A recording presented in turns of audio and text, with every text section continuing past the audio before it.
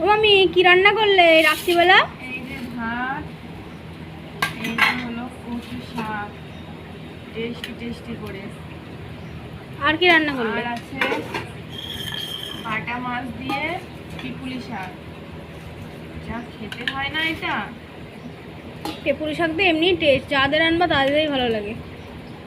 পিপুলি শাক কি বলো তো, ঝাল ঝাল নর্মাল তরকারি এটা। আর এই দেখো টেস্টি টেস্টি দেখা। ও দেখো, এগুলো কি দেশি চিংড়ি নাকি?